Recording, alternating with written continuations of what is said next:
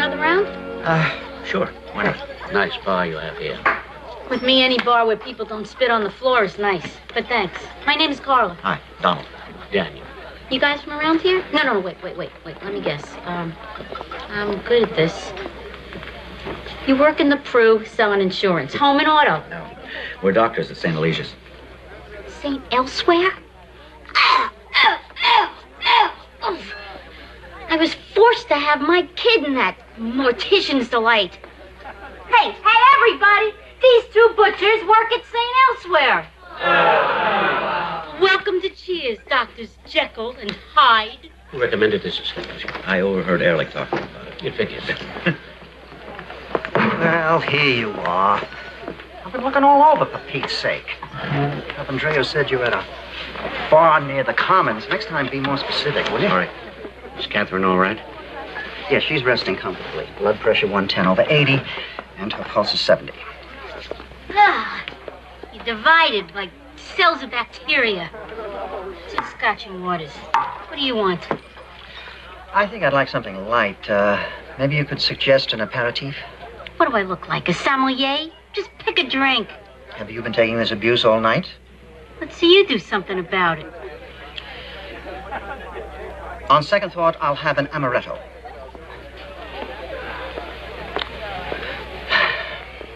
Catherine's echocardiogram shows significant left ventricular hypertrophy.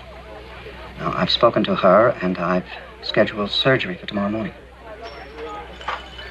I'd like a second opinion. Fine. Daniel, I've seen Catherine's chart. I agree with Mark. If or anyone else, you would too. We'll go ahead with surgery. One amaretto. Wussy drink. You know, that reminds me, Donald. When we were at the old North Plaza, you can't joke about stuff like that. What's going on? I was doing Donald a favor by checking out a condo he was thinking of buying. Next thing I know, we're in the road company of La Cage aux Folles. Selling a house at Wayland is one thing, but why give it up for a condominium? Have you seen his house lately? Crabgrass in the front, peeling paint, bad shingles. Have you seen a dermatologist? I mean, a man's castle is a reflection of his mental state. Now, just a minute, Mark. Your place looks like something out of House Beautiful, right? You're no happier than I am. What's with it with you? Can't you take a little constructive criticism? Well, Donald has a point. On a day-to-day basis, you're always much testier than we are. Daniel, you're the only one I'd know who'd aggravate the doctor who's operating on your wife in the morning. Why are you drinking? One lousy amaretto, for crying out loud. Oh, how was it seeing Dr. Dominion? Great. You know, I thought my 50s would be smooth sailing. I'm still getting tossed around. Just doesn't seem fair. What? Well, like Stephen getting married. I thought you were thrilled. Daniel, he eloped. No wedding. No witty toasts at the reception. No fatherly pats on the back. I mean, Ellen was devastated. You know, everybody? All right, what's tall, cool, foaming, and comes in a glass? That'd be my dinner. Set me up. Keep your shorts on. I'm working alone. Sam and Coach went to the Celtics game, and Frazier took Diane to the costume ball at the Cyclorama. I think they went as Timmy and Lassie. Hi, Norman. Hello. Cliffy, help me out here. Got hung up with this old geezer. Tell me that Vera just died or something. Roger. Dr. Auslander, haven't seen you since the 1040 of 82, sir. My former accountant, Norman Peterson. Dr. Westfall, Dr. Craig. Hi. Looking at the brains behind Auslander, a medical corporation. Oh. And we're awfully sorry about that last audit, sir. The IRS didn't buy declaring my 6-year-old granddaughter as an employee. Oh, if you recall, sir, I did explain that might be a bit of a reach. As a taxpayer, I was ultimately responsible. Well, Cliffy, at least that Holstein deal in upstate New York worked, didn't it? Norm, you sold me a load of bull. I had to pay the government $17,000. Cliff, how's Vera doing? Any idea? Sick and fast. Oh, well, I better wrap this to go then. Nice to meet you.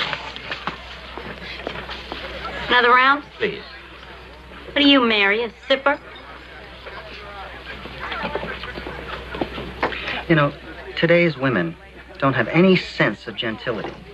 I mean, I can't believe that Stephen is passing along the Craig name to some feminist bimbette.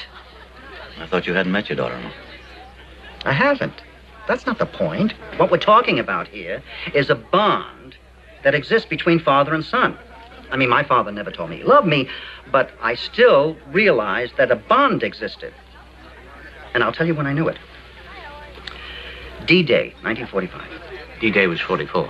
VJ Day was 45. Well, whenever the hell it was. The only time my father ever hugged me. My pop wasn't overly affectionate. Geez, I got along great with my dad. Right up to the end, even when he couldn't recognize me. I didn't know that. I sat there and I talked to him. The man lying in that bed wasn't my father. There was none of the vitality, wisdom that I'd grown up with. Came to view him as another human being who needed my help. I couldn't do that. Mark, we do it every day at the hospital. He was the man who taught me to live by the rules, be responsible. Taught me how to ride a bicycle, catch a baseball. 2 rites of passage I can't pass on to my own son. Living by the rules doesn't pay off, gentlemen. Ellen taught Stephen to ride a bike. I tried dealing with Tommy's situation the same way I dealt with my father's. Tommy's just a boy. Well, that's what tears me up inside, Daniel. Tommy has feelings, thoughts inside him that he can never share with anyone. You know, a few nights ago I had a dream about Tommy, and he was articulating these extraordinary, complex ideas, and the dream was so incredible that when I woke up I wrote it down.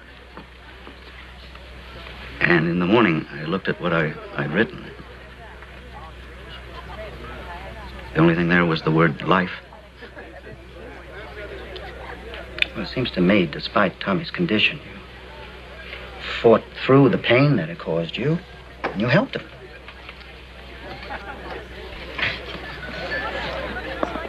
So, you 3 fellas are of the medical persuasion, huh?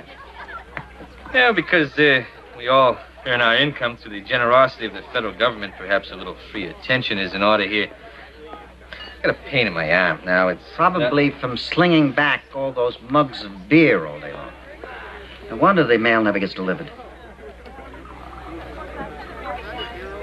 Yeah, the discomfort permeates my flexor capillaris, you see, then travels and zips right on through the extensor indicatus.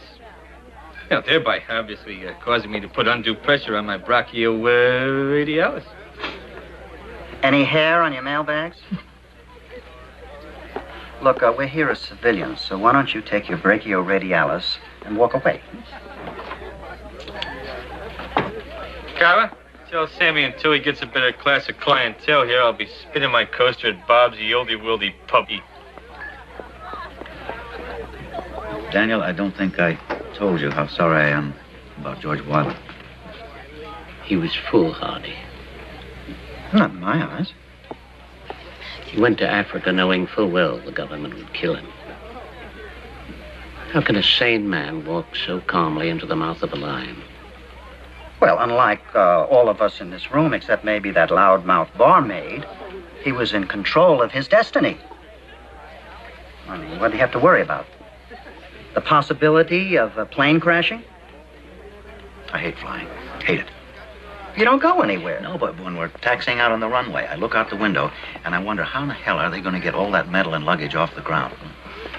And I watch the stewardess, because I know that if anything goes wrong, she's going to be the first one to know. The people sitting around me having a wonderful time, they're calm, relaxed, I'm scared to death.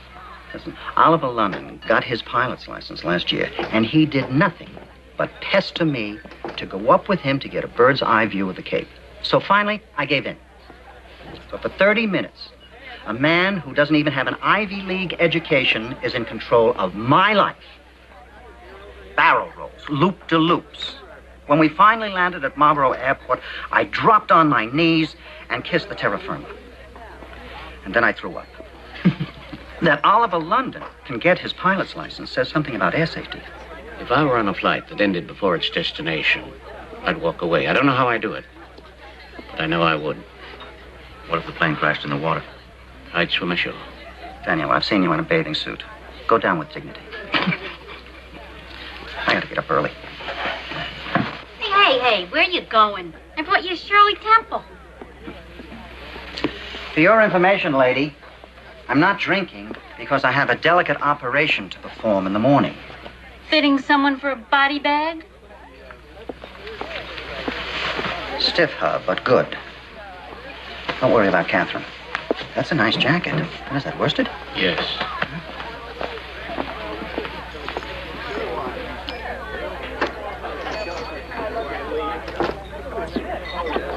It's good scotch. We have to enjoy the little pleasures, Tom. The taste of things. The simplest breath. When my liver cancer was diagnosed, I savored every moment of every day for a while. But then I drifted back into complacency. Living has become once again a routine of dying patients and administrative foul-ups. Yep. You know, at the Seder services, I was listening to the rabbi talk about the plight of the Jews. And they'd had no rest or peace for so long. That's how I feel. Donald, what are you talking about? Making a change? I don't think that's what the rabbi had in mind. I should go away. Good. You haven't had a vacation for a long time. Daniel, I'm resigning as director of medicine. I'm leaving St. Lucia's.